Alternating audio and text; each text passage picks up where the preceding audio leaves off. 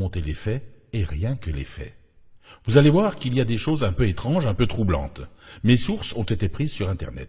Tout commence lorsque le mari d'Agnès Buzyn, ex-ministre de la Santé, M. Yves Lévy, participe à l'inauguration du laboratoire P4 à Wuhan, en Chine, d'où le virus est sorti.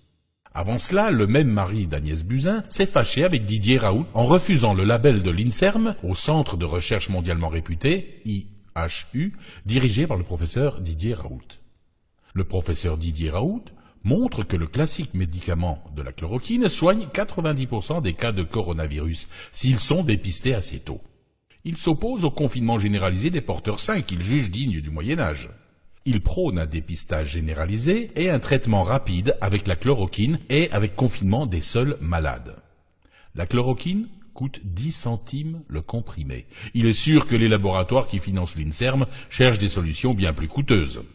En octobre 2019, il faut savoir que M. Lévy, président de l'INSERM et mari de la ministre, a révoqué le statut de fondation des IHU pour reprendre le contrôle de leurs recherches. Le professeur Raoult dirige l'IHU de Marseille et est visé directement par cette directive.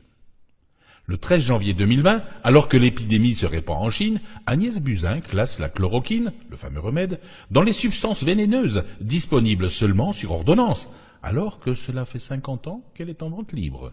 Il y a quelques semaines, Agnès Buzyn a dit avoir su que ce serait une hécatombe et qu'il n'y avait pas de remède. Le gouvernement Macron fait un confinement généralisé de la population. Il ne parle pas de chloroquine. Il affirme que les policiers ne doivent pas porter de masque. Ils ont été volés pour la plupart, et il n'y en a même pas pour les soignants. Il refuse le dépistage de masse, pourtant pratiqué allègrement en Corée et en Allemagne avec succès.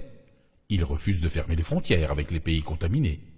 Le journal Le Monde et l'Agence d'État de Santé qualifient les recherches du professeur Raoult de fake news avant de se rétracter.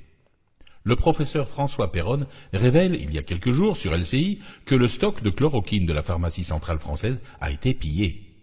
D'ailleurs, dans Le Monde, la semaine dernière, grâce à un tweet d'Elon Musk, en 48 heures, Donald Trump met à disposition de tous les Américains la chloroquine. Le Maroc achète les stocks de chloroquine de Sanofi à Casablanca. Le Pakistan va accroître sa production de chloroquine à destination de la Chine.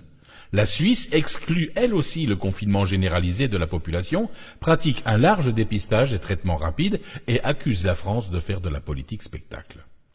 La société Teva, en Israël, annonce qu'elle va livrer gratuitement plus de 10 millions de doses de chloroquine aux USA. Estrosi, soigné lui-même à la chloroquine, sans réponse du gouvernement, a appelé directement Sanofi pour qu'il livre la chloroquine aux hôpitaux de Nice. Sous le lobbying intensif du professeur Raoult, un test à grande échelle de la chloroquine a commencé finalement en France, sous la direction de l'INSERM, qui veut refaire les expérimentations dans d'autres centres médicaux indépendants, ce qui prendra 6 semaines de plus. Presque aucun média n'en parle. Alors dites-moi, qu'est-ce qu'on peut faire? Eh bien la réponse c'est rien.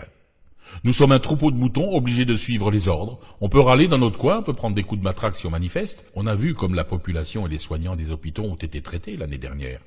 Combien de temps allons-nous être traités de cette façon? Tiens, encore une question sans réponse. Allez, pour aujourd'hui j'arrête de réfléchir, je vais faire l'autruche.